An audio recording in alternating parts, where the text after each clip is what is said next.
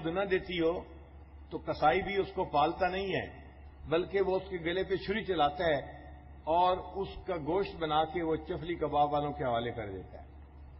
یہ جتنے بڑے جانور ہیں نا، یہ جب دودھ دینا بند کر دیتے ہیں تو یہ سب کے سب پشاور جاتے ہیں اور وہاں جا کے اس کا چفلی کباب بنتا ہے اور ہم خود بھی بڑے مزے سے کھاتے ہیں۔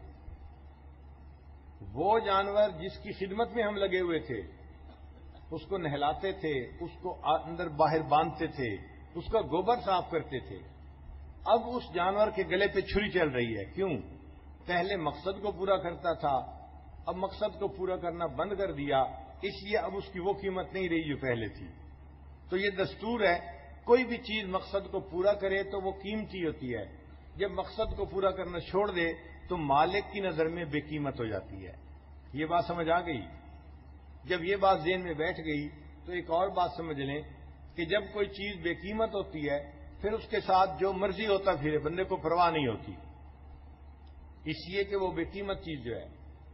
آپ دیکھیں ایک جگہ ایکسیڈنٹ ہوتا ہے، 2 بندے فوت ہو جاتے ہیں، اخبار میں بڑی خبر لگتی ہے، آج فلاں جگہ پر بس کا ایکسیڈنٹ ہوا اور 2 آدمی فوت ہو گئے، اس لیے کہ آدمی کی قیمت ہوتی ہے، 2 بندوں کا فوت ہونا ایک بڑی خبر بن جاتی ہے۔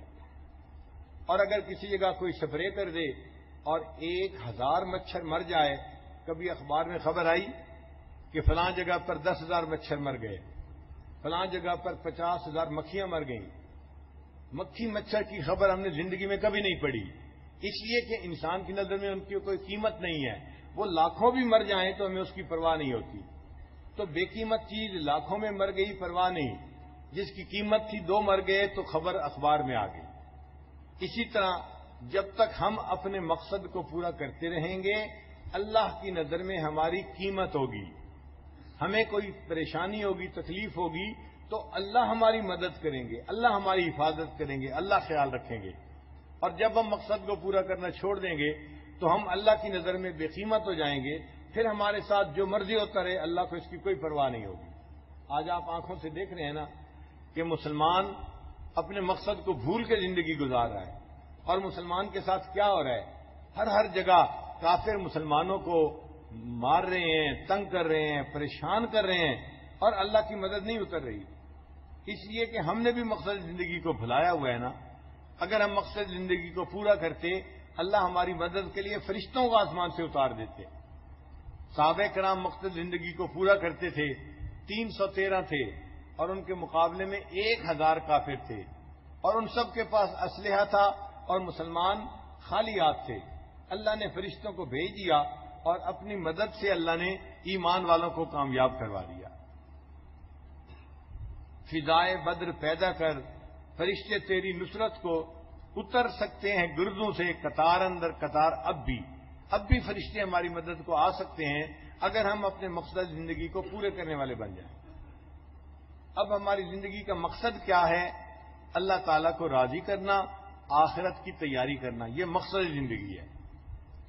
اور ہماری ضرورت کیا ہے؟ کھانا پینا، پہننا، شادی بیاہ کرنا، اولاد ہونا، دنیا کی زندگی آرام سہولت سے گزر جانا، یہ ہماری ضرورت ہے۔ اگر آپ غور کریں، آج ہم نے ضرورت کو مقصد کا درجہ دے دیا ہے اور مقصد کو ہم نے ذہن سے ہی نکال دیا ہے۔ ہر نوجوان بس یہ چاہتا ہے کہ مجھے ایسی جاب مل جائے جس میں مجھے اچھا گھر بھی مل جائے، گاڑی بھی مل جائے، اور میری اچھی جگہ شادی بھی ہو جائے، اور میری زندگی سہولت کے ساتھ گزرے، اسی کے لیے لگا ہوا ہے، اور اس میں حلال اور حرام کا پھر خیال نہیں رکھتا۔ حتیٰ کہ اگر ایکسائز کے محکمے میں اگر کسی کو کلرک کی جگہ مل جائے نا تو ماں باپ کو لوگ مبارک دے رہے ہوتے ہیں، بھئی کلرک کی تو بہت چھوٹی سی پوسٹ ہوتی ہے، اس پر کیا مبارکباد دے رہے ہیں، مگر وہ جانتے ہیں کہ یہ ایکسائز ڈپارٹمنٹ کا کلرک ہے، یہ اتنا پیسہ بنائے گا کہ دوسری جگہوں کے بڑے بڑے آفیسر بھی نہیں بنا سکتے۔ ہم نے اپنے قریبی تعلق والوں میں چھوٹے بچے تھے، ایک گھر میں گئے والدین کے ساتھ ان کو مبارکباد دینے کے لیے، کیوں؟ ان کے بچے کی کلرک کی جو ہے وہ نوکری لگ گئی تھی، اور پھر جب بڑے ہوئے تو پھر ہمیں پتہ چلا کہ واقعی کلرک بادشاہ کیا کچھ کمال دکھا سکتا ہے۔ ہمارے شہر میں ایک کلرک تھا ڈی سی او آفس میں. ہم اس وقت 5ویں 6ٹھی جماعت میں پڑھتے تھے. اس کی باتیں گھر میں بڑے بھائی کرتے تھے اور ہم سنتے تھے تو ہمیں یاد ہیں.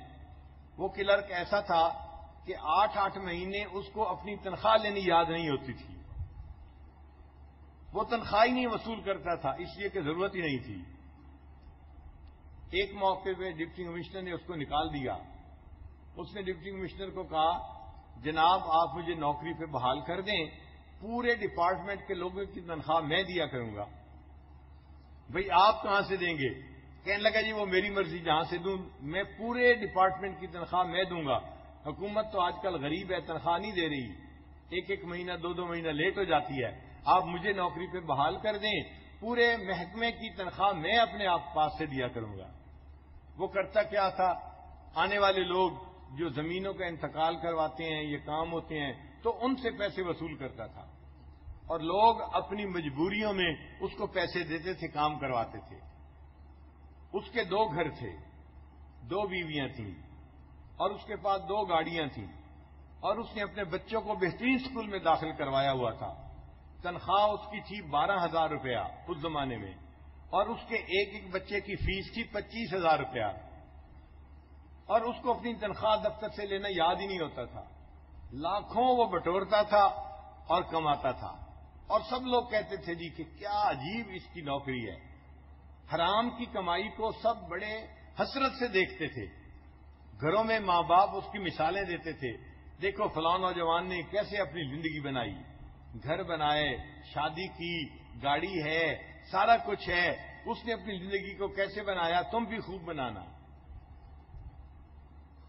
تو ضرورت پورے کرنے میں حلال اور حرام کا فرق ختم کر دیتا ہے بندہ, اور ضرورت زندگی انسان کے لیے مقصد زندگی بن جاتی ہے. اور جو مقصد زندگی ہوتا ہے وہ ذہن سے ہی نکل جاتا ہے, بھول جاتا ہے, یاد ہی نہیں ہوتا کہ مقصد زندگی کیا ہے. یہ آج کے دور کا ایک اور بڑا فتنہ ہے. مادیت کے اس دور میں یہی بڑا فتنہ ہے. اسی لیے قومیں نعرہ لگاتی ہیں تو روٹی کپڑا اور مکان کا, کہ ہمیں روٹی کپڑا چاہیے, مکان چاہیے. بھئی آپ کو ایمان بھی چاہیے, وہ یاد ہی نہیں ہوتا, ایمان کا تذکرہ ہی نہیں ہوتا کہیں. ایمان بھی چاہیے یا نہیں چاہیے, بس روٹی کپڑا مکان. اور اچھا حاکم وہ سمجھا جاتا ہے جو قوم کے لوگوں کو روٹی کپڑا اور مکان پہنچا دے, پرووائڈ کر دے. تو مطلب یہ کہ ضرورتیں مقصد بن جاتی ہیں, اور جو مقصد ہوتا ہے وہ ذہنوں سے ہی نکل جاتا ہے, بھول جاتا ہے انسان مقصد کو. آج ہماری زندگی کا مقصد بنا ہوا ہے اچھی طرح زندگی گزارنا, سہولت کی زندگی گزارنا. بھائی یہ ضرورت ہے, یہ مقصد زندگی نہیں ہے. یہیں پہ ہم غلطی کھا رہے ہیں. صحابہ کرام کی جو تربیت کی تھی نبی علیہ الصلوۃ والسلام نے, تو ان کو سمجھایا تھا کہ دنیا کی ضرورتوں میں اونچ نیچ ہو سکتی ہے, اپنے مقصد کو نہ بھولنا. لہذا صحابہ کرام خشک روٹی کھا کے گزارا کر لیتے تھے, پیوند لگا کے کپڑے پہن لیتے تھے, مگر مقصد کو نہیں بھولتے تھے. ایک ایک چیز میں اپنی آخرت کا خیال رکھتے تھے.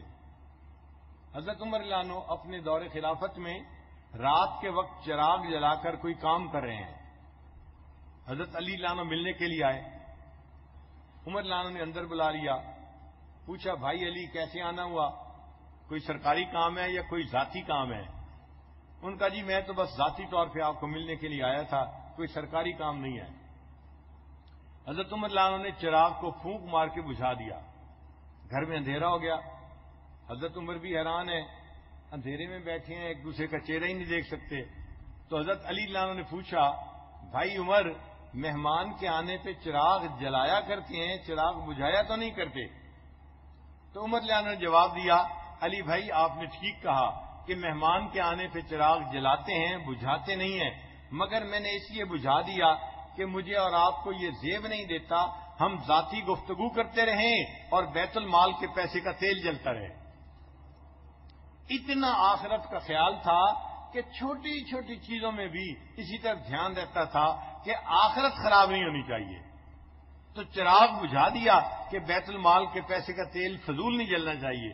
ہم اگر ذاتی گفتگو کر رہے ہیں تو اس میں بیت المال کے پیسے کا تیل استعمال نہیں کر سکتے. یہ کس لیے تقوی زندگیوں میں تھا کہ وہ آخرت کو مقصد بنا چکے تھے اور دنیا کی ضرورتیں ان کی نظر میں کم اہم ہو گئی تھیں۔ آج کی ابتلا یہ ہے کہ دنیا کی ضرورتیں اہمیت حاصل کر گئی ہیں۔ جتنا روٹی کو آج اہمیت حاصل ہے، انسان کی پوری تاریخ میں کبھی روٹی کو اتنی اہمیت حاصل نہیں تھی، اور آج ہم خوب پیٹ بھر کے کھاتے ہیں اور اس کے باوجود اللہ تعالیٰ کی ناشکریاں کرتے ہیں۔ حق تو یہ تھا جس کا کھائیے اس کے گیت گائیے، جس کا کھائیے اس کے گیت گائیے۔ کھاتے اللہ کا دیا ہوئے ہیں اور شکوے بھی اسی کے کرتے ہیں۔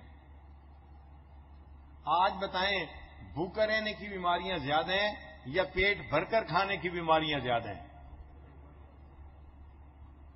یہ جو ہائی کولیسٹرول ہے، یہ زیادہ مرغن غذائیں کھانے کی وجہ سے ہوتا ہے۔ بلڈ پریشر ہے، زیادہ نمکین چیزیں کھانے سے ہوتا ہے۔ ڈائبٹیز ہے، زیادہ میٹھی چیزیں کھانے سے ہوتا ہے۔ تو آج کل کی بیماریاں کیا ہیں؟ زیادہ کھانے کی وجہ سے بیماریاں۔ آج کم کھانے کی بیماریاں نہیں ہیں۔ تو اس کا مطلب یہ کہ آج ہر بندہ اپنی من مرضی کا کھانا کھا رہا ہے۔ اللہ تعالیٰ نے اپنی نعمتیں اتنی ہم پر آسان کر دی ہیں، اسی لیے بیوی خاوند سے روز پوچھتی ہے آج میں کیا پکاؤں۔ خاوند دفتر جا رہا ہوتا ہے نا، تو بیوی پوچھتی ہے آج میں گھر میں کیا پکاؤں۔ یعنی چوائس ہے، آپ کہیں تو گوشت بھی پک سکتا ہے، آپ کہیں تو پلاؤ بھی پک سکتا ہے، آپ کہیں تو سبزی بھی پک سکتی ہے، جو آپ چاہیں گے میں وہ پکاؤں گی۔ تو ہم تو اپنی چوائس کا کھانا کھانے والے لوگ ہیں، اور کئی لوگ تو ایسے ہیں ان کے دسترخوان پر 3-3 4 قسم کے کھانے ہوتے ہیں۔ اب ایک سالن اور روٹی بندے کا پیٹ بھرنے کے لیے کافی ہے، ضرورت پوری ہو جاتی ہے، لیکن کئی سالن ہو تاکہ من پسند کا کھانا انسان کھائے۔ تو ہم ضرورت پوری نہیں کر رہے، ہم تو اپنی خواہشات پوری کرنے میں لگے ہوئے ہیں۔ آج دعوت دیتے ہیں 7 کورس میل